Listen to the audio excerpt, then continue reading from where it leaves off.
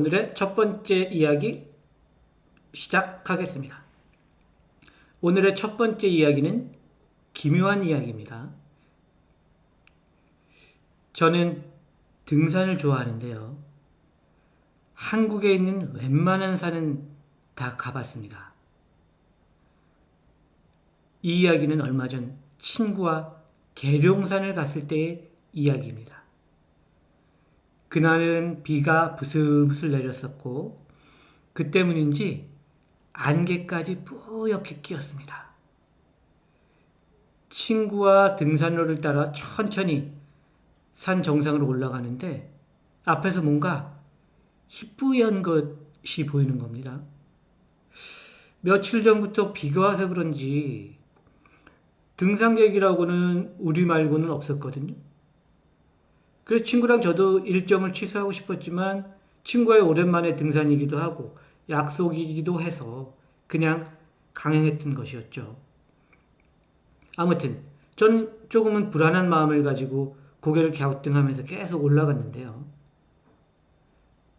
계속 제 표정이 굳어있자 친구가 어느 순간 제 표정을 눈치채고 왜 그러냐고 묻더군요. 그래서 저는 별일 아니라고 대답을 했지만 어딘가 계속 찜찜한 기분은 어쩔 수가 없었습니다. 도대체 저게 뭐지? 사람도 아니고 그렇다고 동물도 아니고 빗속에 안개가 끼어서 내가 사람을 착각하는 건가? 이런 생각을 하면서 저는 조금 더 속도를 내서 제 앞에 희뿌연 물체를 잡아보려고 했습니다. 확인이라도 해보고 싶었던 거죠. 그 정체를. 하지만 아무리 빨리 걸어도 그 희뿌연 물체와의 간격은 전혀 좁혀지지 않았습니다. 아, 이상하네. 결국 저는 친구에게 앞에 이상한 게 보인다고 말을 하고 말았죠. 하지만 친구는 의아한 눈으로 저를 보는 거예요. 그게 그 친구한테는 보이지 않았던 거죠. 야, 뭐가 보인다고 그래? 너 요즘 회사 생활 힘드냐?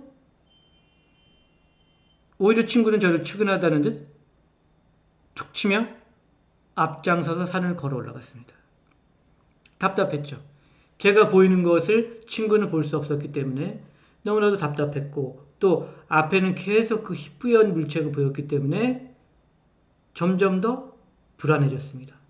하지만 저도 어쩔 수 없이 계속 산행을 진행했는데 문제는 계속 앞에서 일정한 간격을 두고 걸어가던 그것이 갑자기 뒤를 돌아보는 게 아니겠습니까?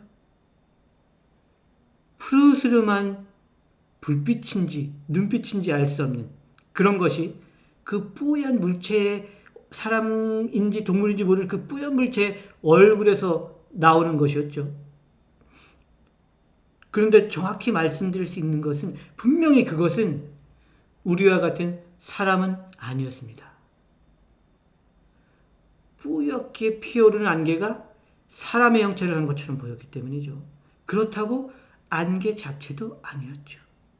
그것은 분명히 사람의 형체를 한 무언가였습니다. 저는 저도 모르게 공포에 사로잡혀서 소리를 지르고 말았습니다. 그리고 친구에게 말했죠. 이만 돌아가자. 더는 가면 안 될 것 같다. 하지만 친구는 제 말을 듣지 않았어요. 힘들면 너 먼저 내려가서 숙소에 가서 쉬어. 난 등산로 다 돌고 갈 테니까. 아니, 그래도 제가 친구를 만류해 봤지만 친구는 말을 듣지 않았어요. 계속 말해봐야 아무 소용이 없을 것 같기도 하고 혹시나 또 친구 말대로 피곤한 나머지 헛것을 보는 것일 수도 있잖아요. 그래서 민폐 끼치는 것 같기도 하고 해서 그냥 내려왔습니다. 그래서 저는 어쩔 수 없이 하산을 했고 친구는 계속 등산을 했죠. 저는 하산해서 숙소에 내려가서 미리 쉬고 있었어요. 쉬고 있었는데 밤이 돼도 친구가 안 오는 거예요. 그래서 친구에게 전화를 했습니다. 근데 전화가 연결되지 않았습니다. 늦은 밤이 돼도 친구는 돌아오지 않았어요. 그래서 저는 급한 마음에 119와 경찰에 신고를 했습니다. 그래서 출동한 119 대원들은 이튿날 새벽에야 절벽에서 떨어진 친구를 발견했습니다. 119 구조대원들 말에 의하면 절벽에서 미끄러진 것 같다라고 이야기를 하더군요. 너무나도 충격을 받았고 친구는 병원으로 바로 실려갔습니다. 그리고 세월이 지나서 지금은 퇴원을 한 상태입니다. 그런데 너무나도 불행하게도 그 친구는 사고로 두 다리를 잃었습니다. 그리고 오랫동안 저를 만나주지 않다가 최근에서야 전화통화를 하게 됐습니다. 친구가 이렇게 말하더군요. 그날 네가 한 말을 믿었어야 했는데 그 얘기를 하고 뭔가 다른 얘기는 하지 않았어요. 그래서 저는 친구가 나와 같은 것을 보고 그것에 홀려서 절벽 아래로 떨어졌는지는 잘 모르겠어요. 하지만 분명한 사실은 나와 같이 했다면 불행한 일이 생기지 않았을 텐데 너무나도 아쉬움이 크게 남았죠. 그때 내가 억지를 부려서 친구를 하산시켰다면 이런 불행은 안 당했을 텐데 라는 자책감으로 하루하루를 지내고 있습니다. 오늘의 첫 번째 이야기였습니다. 장민님, 아이고, 후원해 주셨네요. 장민님 후원 너무너무 감사드리고요. 후원해 주신 금액은 채널 발전을 위해서 소중하고 귀중하게 쓰도록 하겠습니다. 감사합니다, 장민님. 네. 늘, 파이팅 해주셔서 너무너무 감사해요. 네. 그리고 제가 이야기하는 동안, 데이빗님 오셨네요. 네, 안녕하세요. 반갑습니다. 네. 네, 장민님 투네 잘 들어왔고요. 네. 요즘에 투네가 그 사운드가 좀 오류가 있더라고요. 사운드가 안 난 것 같기도 한데요. 네. 네. 근데 이제 화면으로는 떴어요. 제가 봤습니다. 네. 아무튼 첫 번째 이야기, 기묘한 이야기로 이제 시작을 했고요. 산에 가면 좀 헛게 많이 보이는 경우가 있잖아요. 예전에 제가 라이브 때 말씀드렸던 적이 있었는데, 저도 산에서 조난당했을 때 뭐 도깨비불 뭐 이런 거 본 적이 있었거든요. 그래서 산이라는 곳이 오묘한, 기묘한 그런 일들이 많이 벌어질 수 있는 곳인 것 같아요. 네. 특히 비 오는 날이라든가 밤이라든가 안개가 끼었다든가 이러면 굉장히 미스테리한 느낌도 많이 주고, 네. 그래서 이제 미스테리한 이야기를 접해보면 산에서 벌어지는 일들이 많이 있죠. 그리고 실제로 전에 제가 말씀드렸었던 몇 가지 이야기, 실화 사건 같은 경우도 굉장히 많이 산에서 벌어졌던 것들이 많고 또 굉장히 미스테리한 산들도 많고요. 네.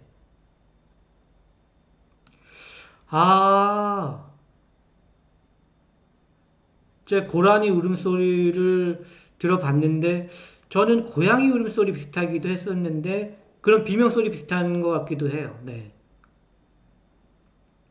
네. 예전에 양평에 살 때 고라니를 많이 접해봐서 들어봤었는데 저는 뭐 고라니 귀엽더라고요. 근데 밤에 들으면 이제 또 이게 무섭죠. 고라니 우는 소리가 이제 들리긴 들리니까요. 네, 아무래도 뭐 산에는 많은 것 같아요. 네, 많을 것 같아요. 네. 거기 산은 참 많은, 사실은 우리는 그냥 산 이렇게 생각하지만 산에는 많은 생명체들이 살잖아요. 도시보다 훨씬 더 많은 뭐 벌레라든가 나무라든가 풀이라든가 그 속에서 생가사가 끊임없이 반복되기 때문에 거기에 영혼이 깃들 수 있는 자리랄까, 공간이랄까 이런 것들이 꽤 있지 않나 이런 생각이 들어요. 그죠? 밤에 들으면 무섭죠. 네. 왜 떨어진 집에서 이렇게 들으면 무섭고, 네. 그리고 뭐, 저희 독자님들 중에서, 소리님들 중에서, 지금 뭐, 이렇게 왜 떨어진 데 사시는 분들도 많겠지만,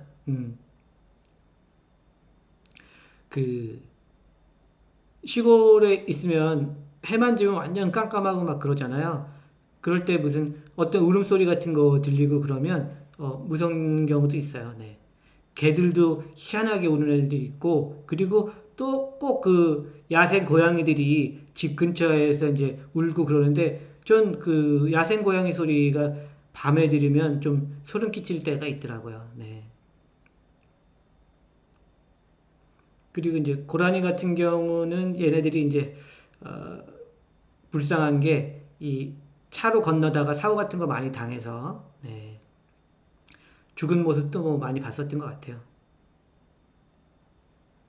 예, 예. 저도 그 아주 산속은 아니었는데 이장 선생님이 멧돼지 같은 거 조심해야 된다 뭐 그런 말씀 하셨던 거 기억이 나요. 그리고 혹시라도 내려올까 봐 창고 같은 거 있었는데 그 창고에 뭐 감자라든가 뭐 이런 거 저장해 놓고 그랬었거든요.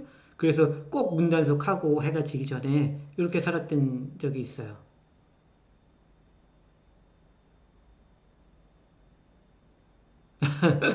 죽정님 대박입니다. 같이 달려요. 아,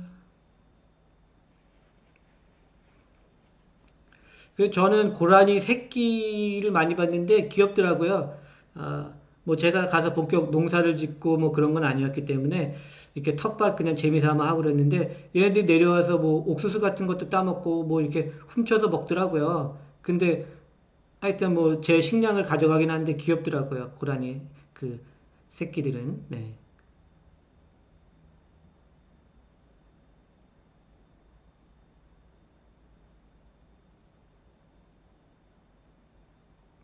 아, 그러셨구나. 마미님은. 아유, 케이님, 안녕하세요. 후원해 주셨네요. 네. 후원해 주신 금액은 채널 발전을 위해서 소중하고 귀중하게 쓰도록 하겠습니다. 케이님, 늘, 어, 응원해 주셔서 감사합니다. 어서 오세요. 네.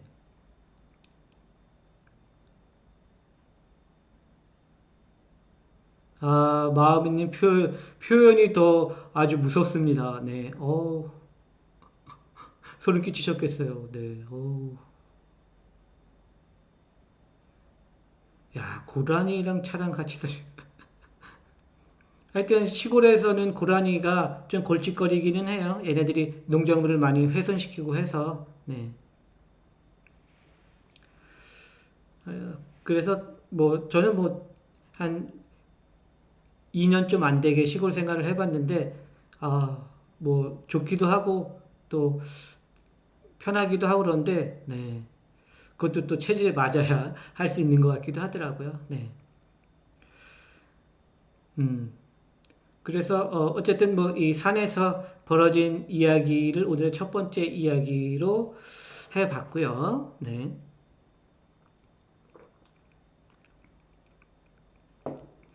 두 번째 이야기는 실화 사건으로 가야 될 것 같습니다. 네, 오늘의 두 번째 이야기입니다. 조금 긴 이야기일 수도 있습니다. 움직이는 관에 대한 이야기입니다. 19세기 초 카리브해의 섬나라인 바베이도스 섬에서 아무도 건드리지 않았는데 납골당 안에 있던 관들이 움직였다는 사건이거든요. 이 바베이도스 섬은 영국의 식민지였었어요. 아무튼 18세기 영국의 귀족인 토마스 체이스라는 사람이 있었는데요. 이분이 1798년에 서인도 제도의 섬나라 바베이도스로 이주를 하였어요. 기록에 따르면 이분이 거기서 사는 사람들이나 노예들을 굉장히 비인간적으로 대했다고 해요. 굉장히 사람들을 가혹하게 부리고 거기 사는 소수의 원주민에게도 되게 나쁘게 했던 사람이에요. 한마디로 얘기하면 나쁜 사람이죠. 네. 토마스 체이스라는 사람. 그래서 악명이 높았다고 합니다. 그렇게 이제 거기서 생활을 하는데 이 사람이 무슨 이유인지 모르지만 본국으로부터 영국에 돌아갈 수 없다. 이런 통보를 받아요. 그래서 그곳에서 평생 살아야 되는 거죠. 네. 그래서 그렇게 되자 토마스 체이스란 이분은 1807년 4월 10일에 바베이도스 도심의 크라이스트 처치 교구 교회에 자신과 가족을 위한 전용 낙골당을 만듭니다. 현재 한국의 낙골당은 이렇게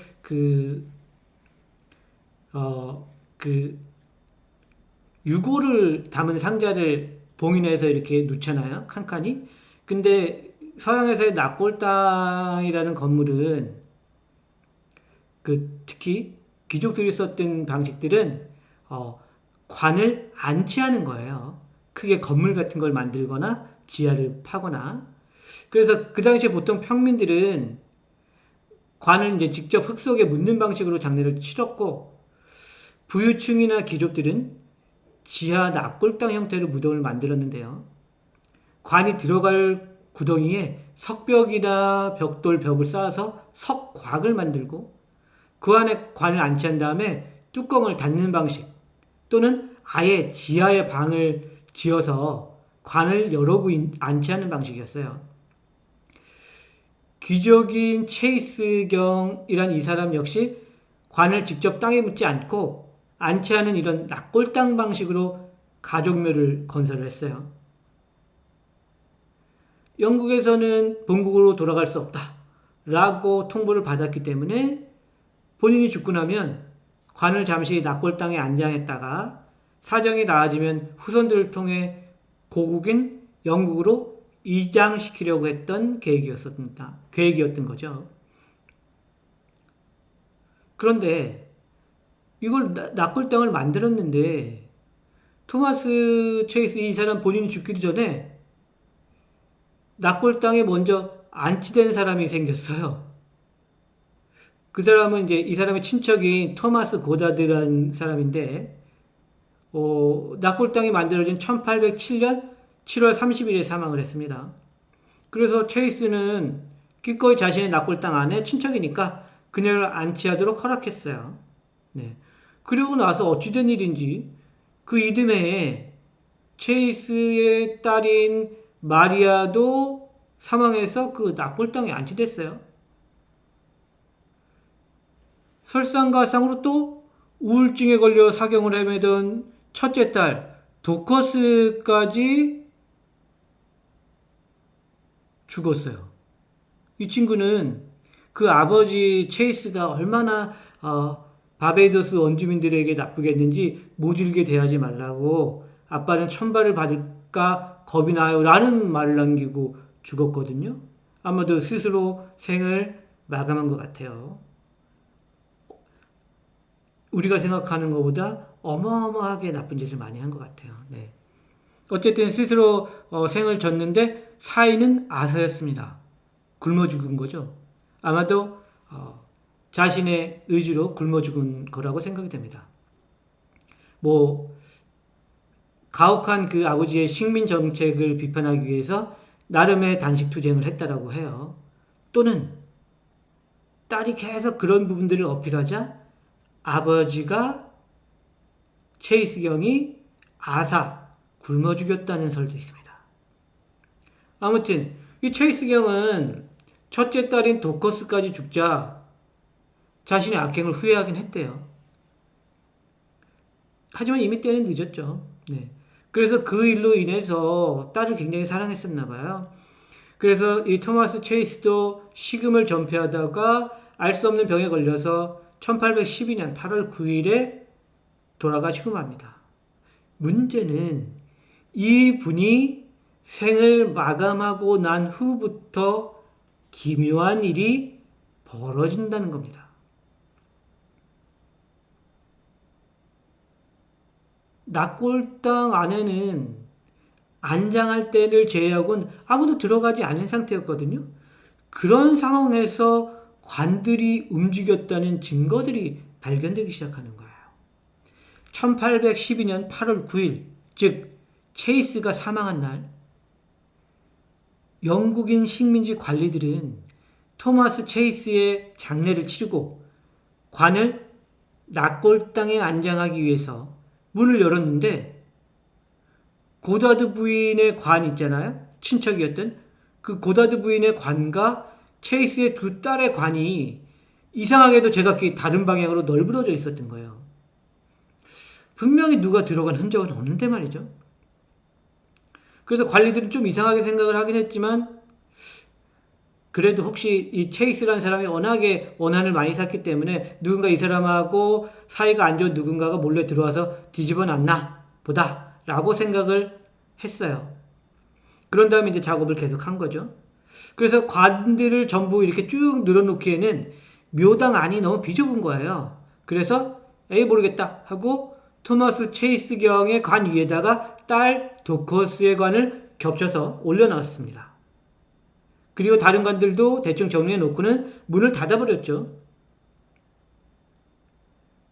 그리고 뭐 예전부터 체이스 경의 폭정이 바베이도스 내에 소문이 자자했기 때문에 뭐 관이 좀 왔다 갔다 한 거는 문제 삼지 않았어요. 그런데 그 다음날 이른 새벽이에요. 한 원주민이 낙골당 내부에서 이상한 빛이 난다고 또 소리가 난다고 소문을 퍼뜨린 거예요. 실제로 보았는지 안 봤는지 모르겠지만 그래서 관리들은 이 소문을 듣고 급히 낙골당의 문을 열어봤어요. 근데 놀랍게도 전날 토마스 체이스의 관과 겹쳐놓았던 딸 도커스의 관이 벽에 기대서 90도 직각으로 꼿꼿이 서 있는 거예요. 와우. 그리고 아버지 그 토마스 체이스의 관은 약 240도 왼쪽으로 기울어져 뒤집혀 있는 기괴한 광경이 발견된 거죠. 희한하네요. 그 후에 또 다른 친척의 관도 들어갔는데 또 그런 일이 벌어지는 겁니다. 그래서 1817년도에 바베이도스를 다스릴 신임 총독으로 영국에서 코튼이라는 사람이 파견됐어요. 이 코튼이라는 사람이 부임한 지 2년째 되는 1819년 7월 7일에 그 무렵 사망한 체이스 가문의 또 다른 친척이 있어요. 클라크라는 사람이었는데 클라크라는 부인인데요. 이분이 낙골당에 안치될 예정이었어요. 이 소식을 듣자 코튼 총독은 그 소문을 들었겠죠. 관이 막 움직인다는 소문을. 그래서 직접 확인해 보고 싶었어요. 그래서 이 코튼 총독은 장례식에 직접 참석을 했습니다. 그래서 인부들이 클라크 부인의 관을 안치하기 위해서 낙골당 문을 열자 1807년도에 가장 처음 안치된 고다드 부인의 관이 완전히 부서져 있고요. 그녀의 두개골이 입구 쪽을 향해 놓여 있었어요. 그래서 코튼 총독을 따라서 동행한 관리들과 인부들은 그 모습을 보고 굉장히 두려워했죠. 하지만 오히려 코튼 총독은 범인을 잡아야겠어 라고 나섰습니다.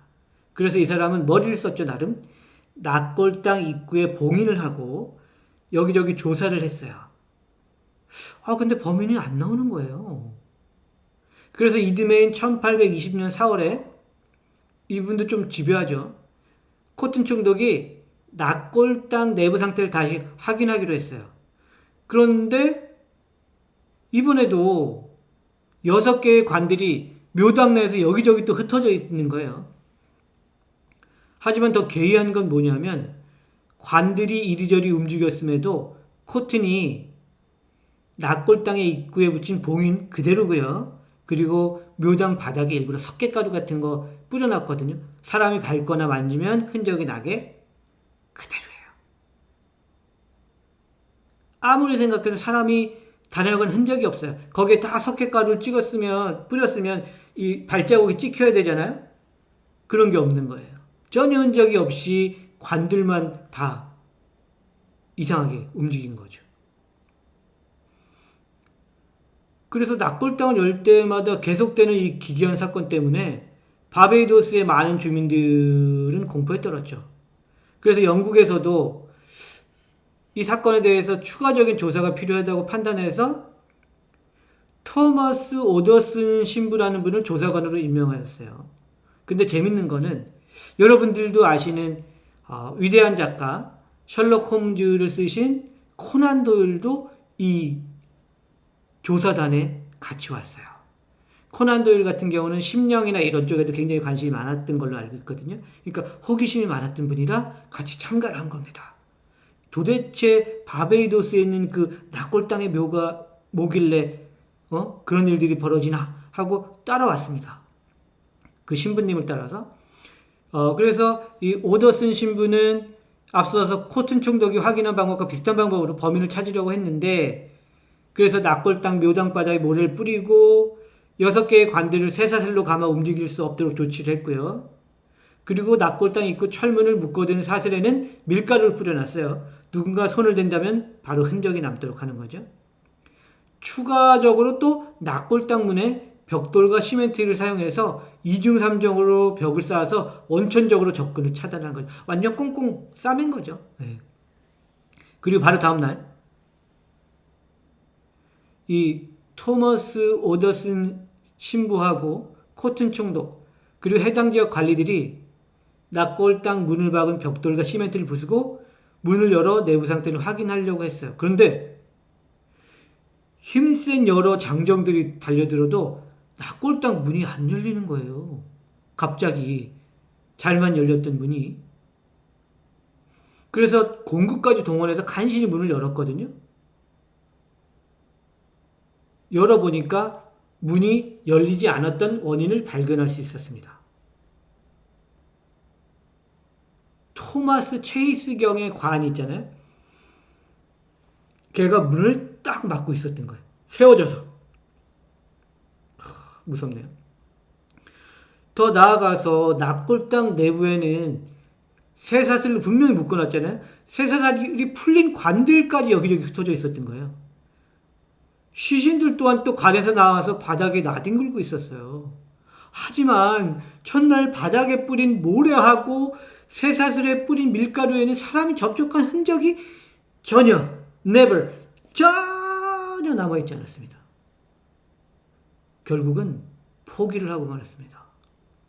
그래서 문제의 원인을 밝히는 것이 불가능하다고 판단한 조사관과 총독, 관리들은 1820년에 모든 것을 포기하고 납골당에 안치되었던 모든 관을 전부 영국 본토로 이장시켰습니다. 완전히 미스테리한 사건으로 포기한 거죠.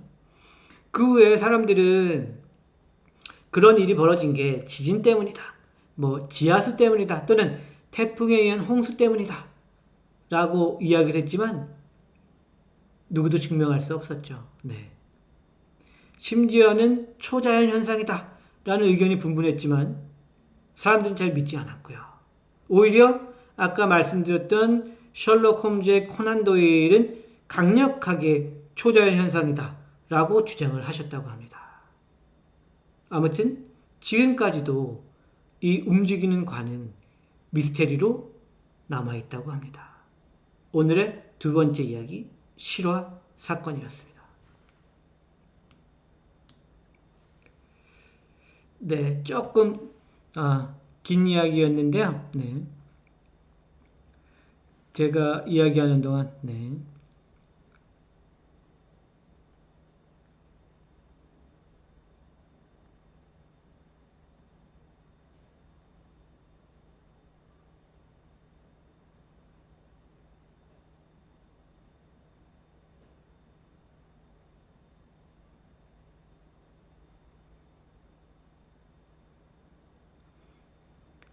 음,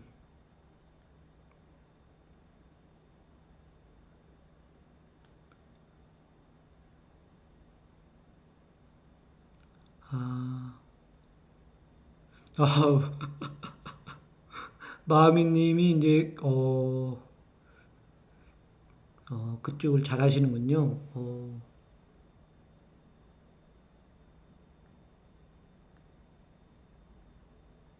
아, 킴님, 어서오세요. 안녕하세요. 아, 케이님, 렉이 걸려요. 아이고, 요즘에 이상하게 미국 쪽에서 조금 계속 버퍼링이 있는 것 같아요. 네, 아, 어떡하지?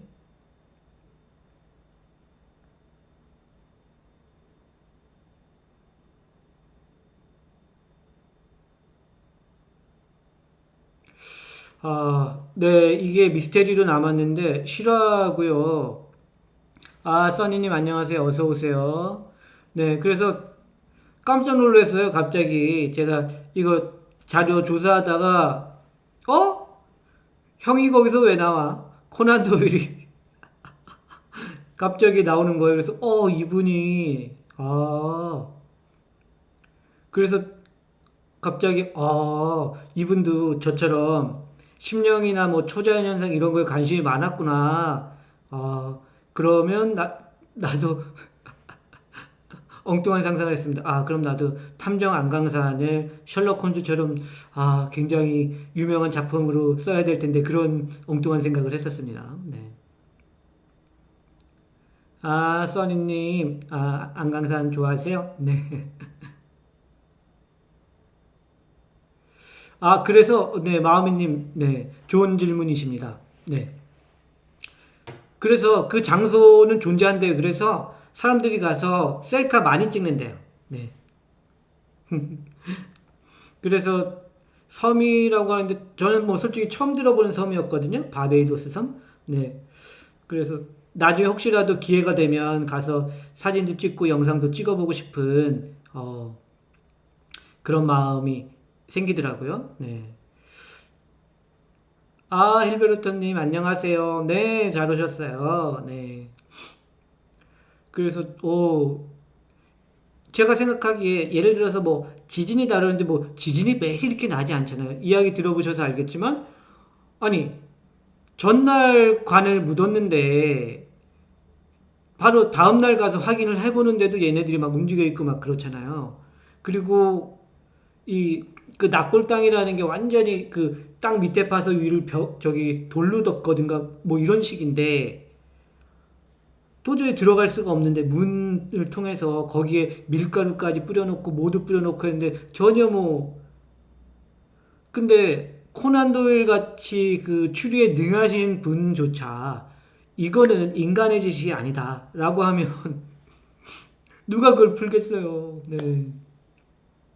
그래서 결국은 철수를 한 거죠. 네. 저 개인적인 생각도 초자연 현상이 아닌가? 뭐 이런 생각을 합니다. 네. 워낙에 그 체이스 경이라는 분이 악행이 그 딸까지 그렇게 단식 투쟁을 하면서 아버지 그렇게 살지 마세요 할 정도였으면 그가 행한 악행이라는 것들이 얼마나 심했겠어요. 네. 원주민들도 치를 떨고 그랬으니까. 그래서 누군가는 해코지를 한 거죠. 아이고 힐베르토님 감사합니다. 네. 아, 네. 열심히 노력하겠습니다. 뭐 아직 뭐 발끝도 못 따라가지만 네. 그러면 얼마나 좋겠어요. 네. 근데 희망만 품지 않고 한 발 한 발 열심히 나가겠습니다. 네. 그러다 보면 조금이라도 비슷하게는 될 수도 있지 않을까. 뭐 그렇게 생각을 합니다. 네. 아, 그래서 다음 주에도 뭐 탐정 안강산이 화요일쯤에 네, 업로드가 될 거고요. 이번 작품도 어떻게 쓰다 보니까 뭐 1시간 남짓 뭐 이렇게 나올 것 같아요. 네. 그래서 기대들 많이 해주시고요. 네. 아유, 장민님, 감사합니다. 네. 아, 전에도 뭐 많이 말씀드리긴 했지만, 제가 뭐, 예전에는 코로나 전에는 뭐 커피숍 가서 많이 글을 쓰고 일주일에 한 3, 4일 정도는 커피숍 나가서 쓰고 나머지는 집에서 하고 그랬었는데 코로나 터지고 나서 거의 집에서 주로 쓰는 것 같아요. 주로 쓰면서 이 즐거움이랄까 뭐 그런 게 없어요. 네. 주로 이제 여러분들이 달아주시는 댓글 보면서 즐거움을 찾고 힘을 얻고 또 라이브 채팅에서 또 여러분들이 이렇게 좋은 말씀 해주시면 그래 나를 지지하시는 분들이 계시는구나 열심히 해야지 라는 생각이 들어요. 네. 그래서 이 댓글이나 라이브 채팅이 없었으면 지금보다 조금 힘이 덜 났을 수도 있다는 생각이 들어요. 네. 제가 조금 힘들어 힘들다 그럴 때마다 희한하게 여러분들이 으쌰 으쌰 이렇게 힘을 불어넣어 주시더라고요. 에너지를.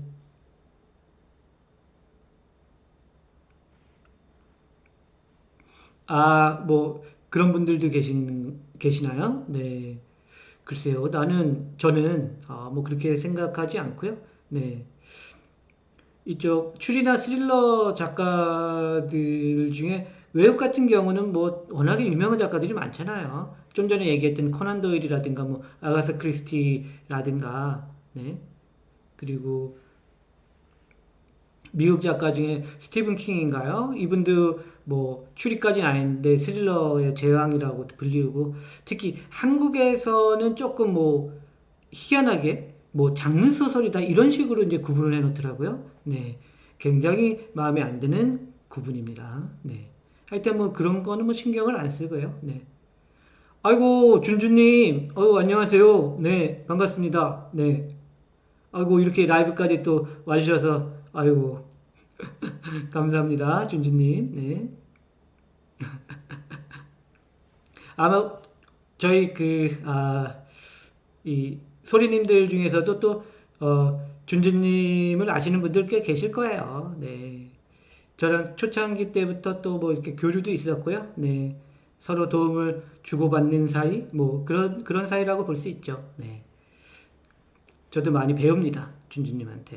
네.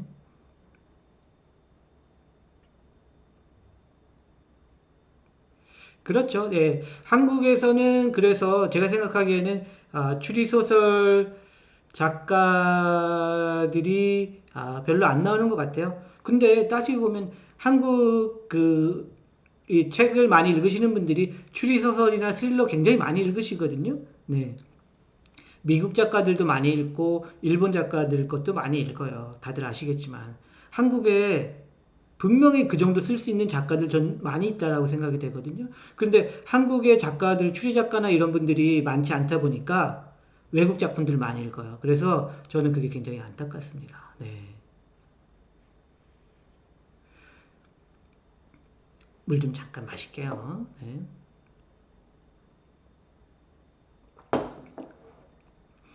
그래서 앞으로 그런 풍토가 계속 좀 바뀔 거라고 생각이 돼요. 네. 뭐 다른 뭐 판타지 소설이라든가 뭐 기타 여러 종류의 소설들 있잖아요. 그래서 뭐 예를 들어서 해리포터 같은 경우도 판타지 소설에 가까운데 전 세계적으로 히트를 하잖아요. 우리나라도 그런 소설이 나오면 굉장히 좋겠다라고 생각이 됩니다. 네. 그래서 뭐 저 같은 경우도 그런 소설을 쓰는데 또는 그런 소설 작품을 한국에 출간하는데 조금이라도 저도 명함을 내밀고 싶은 사람 중에 하나고요. 그래서 이제 열심히 글 쓰고 작업하고 있습니다. 네. 자, 그러면 이제 오늘의 세 번째 이야기 한번 들어가 볼까요? 네. 자, 오늘의 세 번째 이야기는 실화 사건이고요. 네, 미스테리한 이야기입니다. 2010년도의 이야기인데요. 새해를 30여 분 앞두고 미국 아칸소주의 하늘에서 수천 마리의 검은 새가 죽은 채 무더기로 떨어지는 기현상이 발생을 했습니다. 그 검은 새의 정체를 밝혀보니까 찌르레기였어요. 그래서 이제 난리가 난 거죠, 그야말로. 네. 정확히 이야기를 하자면 12월 31일 오후 11시 30분경부터 이 아칸소주의 비붓이라는 데가 있어요. 여기 하늘에서 검은 새가 무더기로 떨어져 내려서 민가 주변과 정원에 쌓였습니다. 새들은 반경 500m에서 1km 정도에 집중적으로 떨어졌고 이 지역 밖에서는 죽은 새가 발견되지 않았어요. 거기만 중점적으로 발견이 되었거든요. 와. 그래서 이 아칸소주 당국은 죽은 채로 발견된 새가 찌르레기고 4천에서 5천 마리에 이른다고 집계를 했어요. 놀랍죠.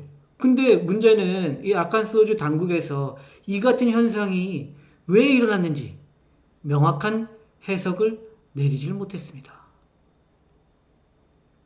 그래서 일부 과학자들은 새들이 높은 고도에서 폭풍이나 벼락을 맞았을 가능성을 거론하면서도 지역 주민들이 새해를 축하하면서 쓴 폭죽에 떨어진 거 아니냐라고 또 이야기를 했습니다. 그리고 누구를 의심했냐면 그 중남미 계열의 주민들이 전통적으로 새해에 폭죽을 많이 쏜대요. 그런 사람들이 많잖아요. 중국 쪽도 그렇고. 그래서 새들이 여기에 놀라서 둥지에서 떨어지거나 스트레스로 죽었을 가능성이 있다고 주장을 하는 겁니다.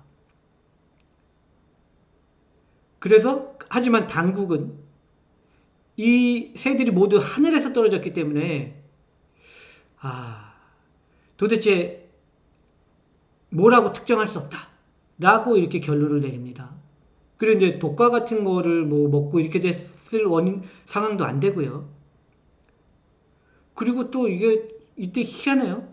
그리고 요 당시에 북서부 아칸소강이 있는데 한 30km 구간에서 저 죽은 물고기 10만 마리가 집단으로 또 발견을 됐다고 그래요. 그것도 사인을 조사하는데 결론을 못 냈어요. 네. 그래서 요 때쯤 해서 그 일도 벌어졌거든요. 그래서 완전히 희한한 일이다라고 사람들이 너무너무 놀랐던 거죠. 그래서 이 죽은 물고기 같은 경우는 2010년도 12월 30일부터 또 얘도 발견되기 시작한 거예요. 그 하늘에서 찌르레기들이 떨어진 거랑 비슷한 그때인 거죠. 그래서 죽은 게 한 어종만 또 떼죽음을 당했대요. 그래서 이 아칸소주 당국자는 이 물고기의 죽음에 대해서는 만약에 오염물질에 의한 것이었다면 모든 어종이 피해를 봤어야 된다. 그러니까 이 사고 원인에 대해서 의문을 표할 수밖에 없는 겁니다. 도대체 원인을 알 수 없는 거죠. 그리고 여기서 끝이 아니에요. 이듬해 또 새들이 떨어져 죽을까봐 불꽃놀이를 금지했습니다. 불꽃놀이를 금지했는데 200여 마리의 새가 떨어지는 사건이 발생했어요. 그러니까 두 해에 걸쳐서 이런 일이 발생한 거죠. 근데 그 후로는 또 그런 일이 벌어지질 않았어요. 그래서 또 일부 사람들 음모론자들 있잖아요. 그래서 마야 달력에서 말하는 지구 종말의 징조다 라고 한참 떠들어댔지만 여러분도 알다시피 지구 종말을 맞지는 않았습니다. 그래서 이 사건은 여전히 미스테리로 남아 있습니다. 오늘의 세 번째 이야기였습니다. 네.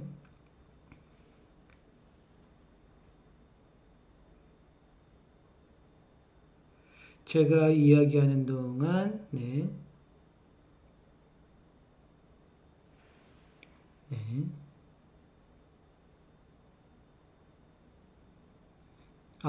장미님도 추리만 읽으셨던 적이 있었구나. 네.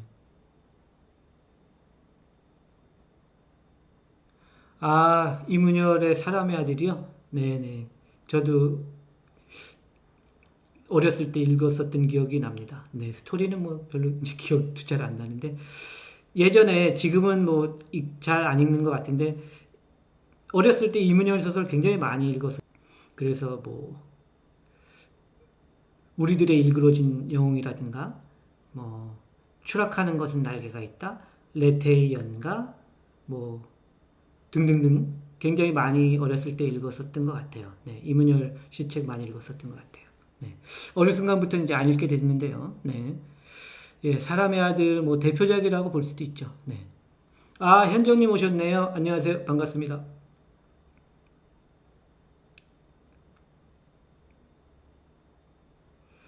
네, 이게 아칸소주의 그 사건이 지진이나 자연재해의 전조라면 그 외에 무슨 일들이 따라서 왔을 텐데, 아, 그러지 않았던 걸로 알고 있어요. 네.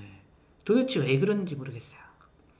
아, 현정님 배경화면 괜찮아요? 네, 감사합니다. 써니님이 신의 경고. 와, 그럴 수도 있겠네요. 아, 이 배경화면은요, 다운받지는 않고요. 저희가 쓰는 모든 영상은 저희가 직접 다 제작합니다. 네. 그래서 그 여러분들이 이제 그 업로드한 동영상 보실 때 나오는 화면이나 사진 같은 경우는 저희가 다 제작을 해서 직접 하는 거고요. 외부에서 다운받지는 않아요. 네. 초창기 때는 조금 그렇게 했었고요. 근데 몇 해 넘어서부터더라? 네. 하여튼간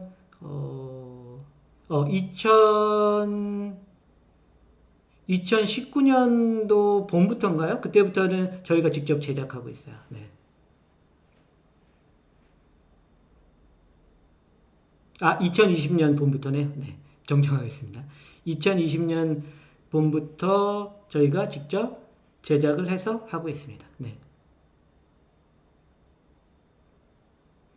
아, K님도 추리소설을 많이 읽으셨었군요. 네.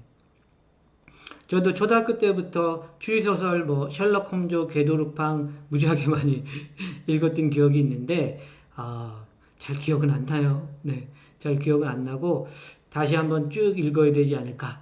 뭐 그런 생각도 가끔 합니다. 네. 세상엔 정말 좋은 책들이 많아서, 네.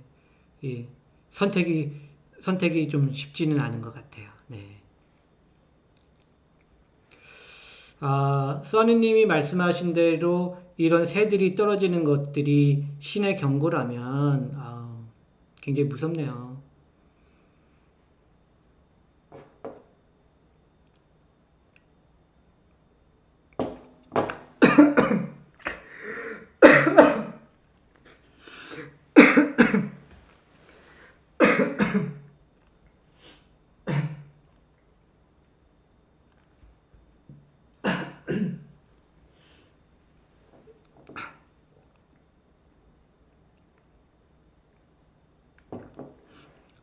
아, 죄송합니다. 물 마시다가 살이 걸렸어요. 제가 방송하다가,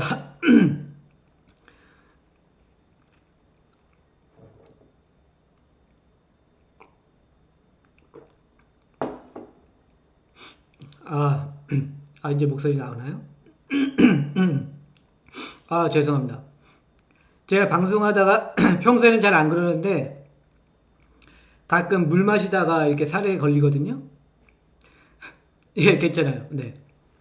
그 유튜버들이나 크리에이터들 라이브 하다가 이렇게 사고 같은 거 나시고 그런 경우도 있잖아요. 그래서 저는 왜 그러시나 했더니 방금 전에 생명의 위협을 느꼈습니다. 아, 해숙님 오셨네요. 네, 반갑습니다. 안녕하세요. 네. 아니, 장민님 웃어도 돼요. 왜 제가 살에 걸렸냐면 이렇게 물 마시다가 장민님이 전 공포도 너무너무 좋아요. 진정한 공포 스릴러 광팬이에요. 요거를 읽으면서 속으로 나도 공포 좋아하는데 난 공포 읽으면 또는 공포 소설 쓰면 밤에 악몽을 많이 꾸지 그 생각을 속으로 하면서 살이 확 걸렸어요. 어제도 악몽을 좀 꾸었었고요. 네. 좀 진한 공포물이나 뭐 이런 거 쓰는 날 밤에 악몽을 꿉니다. 또 어떤 날은 악몽 꾼 거를 바탕으로 해서 이제 글을 쓰기도 하는데요. 다음 주에 나갈 거 중에 한 작품은 제가 악몽을 꿨던 거를 모티브로 삼아서 쓴 거예요. 네. 기대해 주시고요. 네. 물도 이 목에 걸릴 수 있다는 게, 네. 목이 아직도 약간 칼칼하네요. 네. 그래서 뭐 먹거나 할 때 특히 물이나 커피나 뭐 주스나 이런 것들 먹을 때 밥도 마찬가지고요. 딴 생각을 하면 안 되는데 딴 생각하다가 이렇게 걸리는 경우가 저는 종종 있습니다. 네. 저는 방송사고 나는 줄 알았어요. 옆으로 쓰러지는 줄 알았어요. 아, 네. 자, 약간 목소리가 걸걸하긴 하지만 오늘의 네 번째 이야기 한번 가보겠습니다. 네, 오늘의 네 번째 이야기는 보물지도에 관련된 겁니다. 네. 사실 이번 이야기는 미국에 내려오는 전설과도 같은 그런 이야기예요. 네. 근데 이제 그것이 보물지도에 관한 것이죠. 1800년대에 언젠가 토마스 제이 빌이라는 버지니아 사람이 뉴멕시코 지역의 산타페 북부 지역에서 막대한 양의 금과 은을 발견했다고 합니다. 그는 그 보물을 버지니아주로 돌아와서 베스포드 카운티 근처 어딘가에 묻었다고 해요. 그리고 그 보물의 위치를 기억하기 위해서 지도를 만들었다고 합니다. 그야말로 트레저 맵, 보물지도인 거죠. 그 지도에는 3개의 비밀 메시지가 써져 있대요. 그래서 저도 그 비밀 메시지를 봤는데 도대체 뭔 소리인지 모르겠어요. 아무튼 그 비밀 암호를 풀면 얻게 되는 보물이 2018년도 기준으로 4,300만 달러의 가치라고 합니다. 그래서 이 보물지도가 있다라는 것을 사람들이 알게 된 것은 1885년 빌의 보고서라는 제목의 책이 출판되면서 세간의 이목을 집중시킵니다. 그래서 이 빌의 보고서에 의하면 1820년 버지니아주의 배드펀트 카운티에서 여관을 운영하던 로버트 모리스에게 토머스 빌이란 남자가 한 상자를 건네주는 것으로 모든 일이 시작된다고 합니다. 그래서 이 여관을 운영하는 로버트 모리스는 토머스 빌에게서 이 상자를 10년 동안 보관하되 그 이후까지 찾아오는 사람이 없으면 열어보라는 이야기를 들었답니다.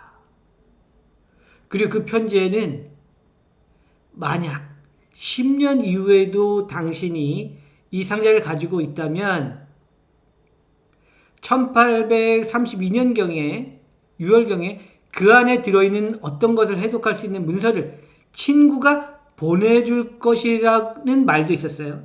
그래서 그 편지를 기다렸겠죠.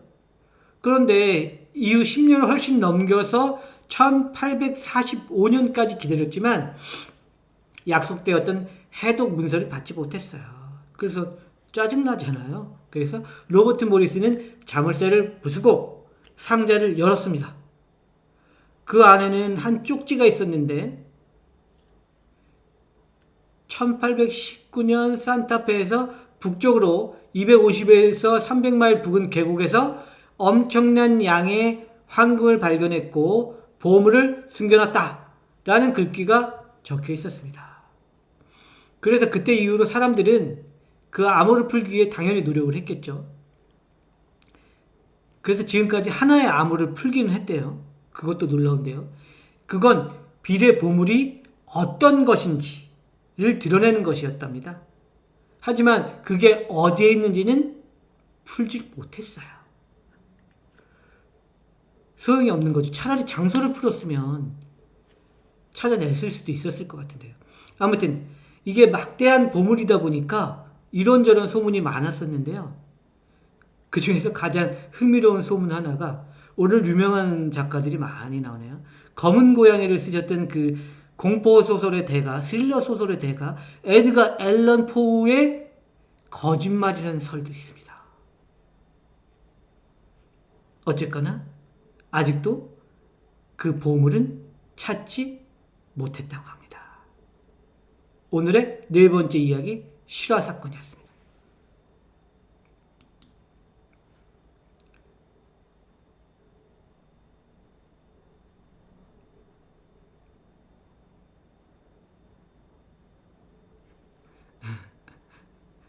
예, 저는 악몽 꾸는 공포 작가입니다. 네. 아니에요. 장면님 웃으셔도 돼요. 네. 그, 다른 사람이 이렇게 컥컥대는 거 웃기거든요.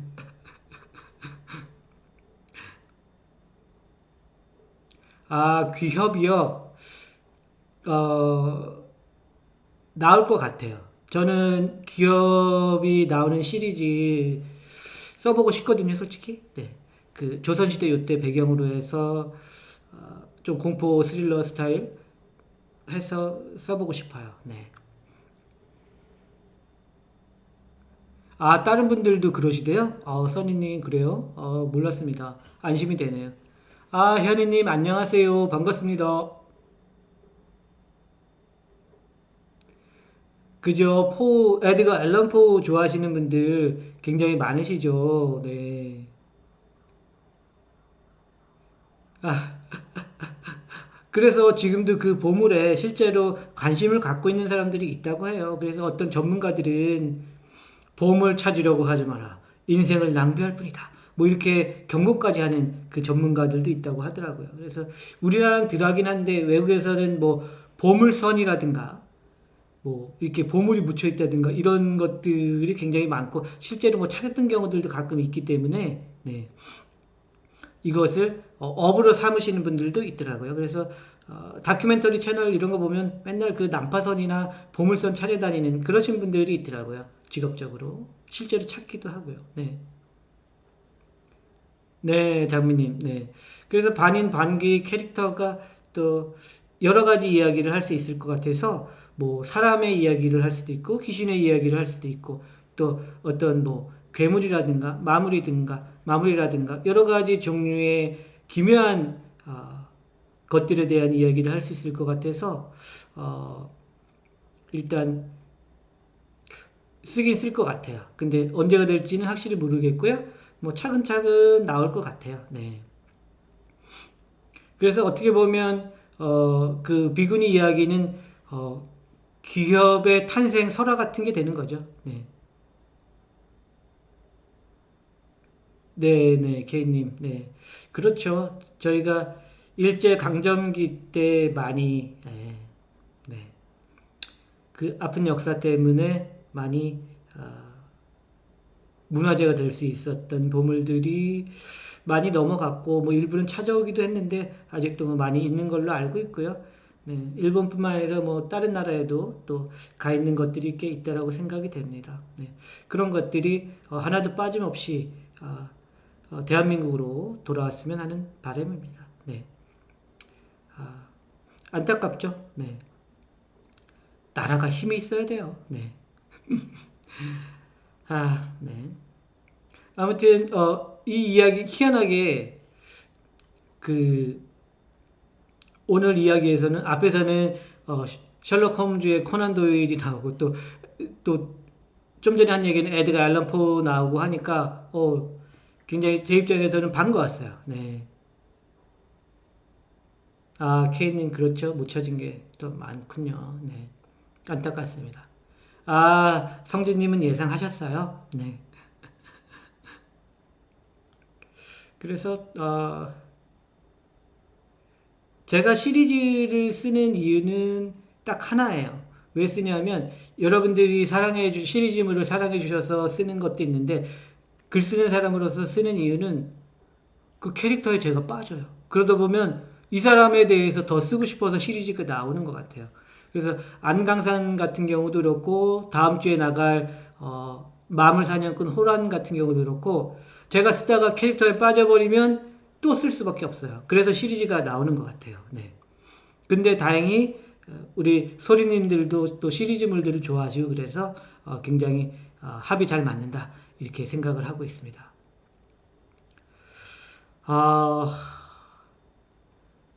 여행했던 나라 중에 뭐 하나를 선택하기는 조금 그렇긴 한데요. 저는 뭐 그런 생각한 적이 있었어요. 오스트리아 빈 있잖아요. 빈에서 살아보고 싶다라는 생각 굉장히 많이 했었어요. 그쪽에 그 오스트리아 빈 그쪽에 그, 그 누구죠? 모차르트가 살았던 그런 지역이 있는데요. 아시는 분들 계실까요? 짤츠 깐마굿이라는 그런 마을이 있는데 그쪽이 굉장히 아름답고 그래서 여기로 와서 살아보고 싶다. 뭐 그랬던 적이 있습니다. 네. 그리고 그 외에도 굉장히 많아요. 네. 직접 가서 살아보면 뭐 삶이기 때문에 다르겠지만 살아보고 싶다라고 생각했던. 근데 지금 막 떠오르는 것은 오스트리아 빈이 많이 떠오릅니다. 그리고 이제 짤찌감하고도 떠오르고요. 네. 계속 생각이 나는데 더 얘기하면 끝이 없을 것 같아서 프라하 같은 경우도 굉장히 좋았던 기억이 있고요. 네. 장민님, 네. 호란양 좋아하시는군요. 네, 다행입니다. 네.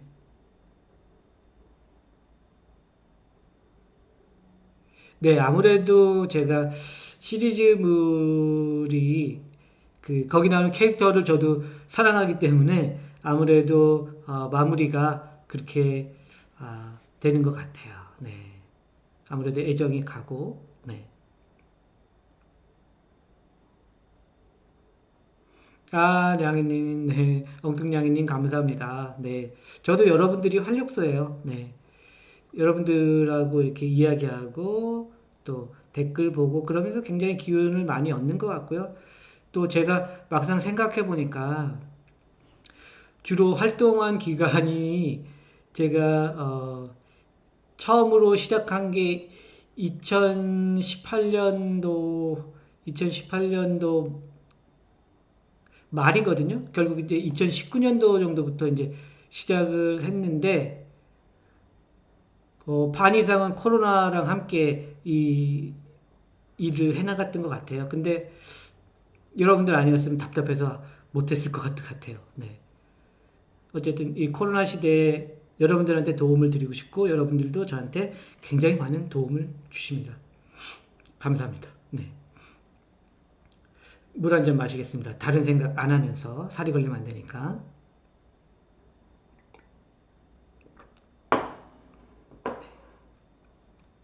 마음을 비우고 물을 먹으려니 이것도 집중을 해야 되네요. 네. 자, 그러면 오늘의 5번째 이야기 한번 해보겠습니다. 오랜만에 뭐 UFO와 관련된 건데요. 1997년도 3월에 벌어졌던 사건이에요. 미국 아리조나 피닉스라는 지역 있잖아요. 피닉스 상공에 수상한 불빛이 막 이렇게 깜빡깜빡 하는 겁니다. 그것을 수천 명의 시민들이 목격했는데요. 놀랍게도 그 상공에 떠 있는 V자를 거꾸로 한 것 같은 모양의 비행차는 아무 소리도 내지 않고 천천히 움직이는 거예요. 그 큰 것이 이게 얼마나 크냐면 미식축구장 여러 개를 합쳐놓은 것 같다고 하는 대단한 크기였습니다. 어마어마하게 큰 거죠. 근데 이 큰 덩어리가 하늘에 떠 있는데 소리가 안 들리는 거예요. 너무너무 놀라운 일이죠. 근데 마침 그때 유명한 배우 있거든요. 커트 러셀이라고.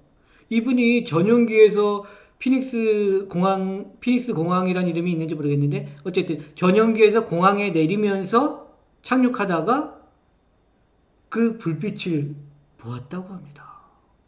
이분도 봤어요. 그러니까 더 화제가 된 거죠. 그래서 당국에서는 그냥 이게 늘 그렇듯이 군이 사용하는 조명탄이었다고 해명을 했어요. 근데 그것을 목격한 시민들은 납득할 수가 없었죠. 정확한 크기의 비행체였기 때문이죠. 그래서 또 그것을 본 한 시민은 본인이 베트남전에 실제 참전을 했었던 분이에요.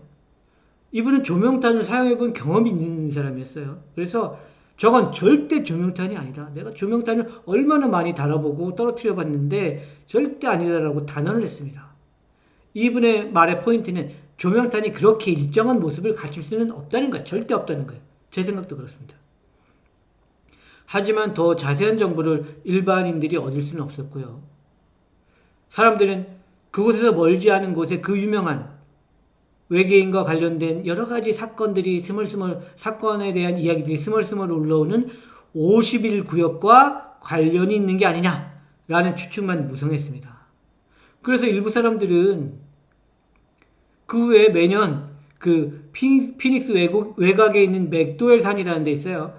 여기 산길을 매년 올라가서 도대체 우리가 본 게 뭘까 하고 모이기도 한대요. 일부 분들이. 그래서 이 이야기가 되게 기묘하기도 하고 매년 그 산에 올라가시는 분들이 있어서 도대체 우리가 본 게 뭘까라고 생각을 한다는 게 되게 재밌기도 했습니다. 네, 신기하죠? 과연 외계인이 탄 UFO였을까요? 도대체 알 수가 없습니다. 오늘의 5번째 이야기였습니다.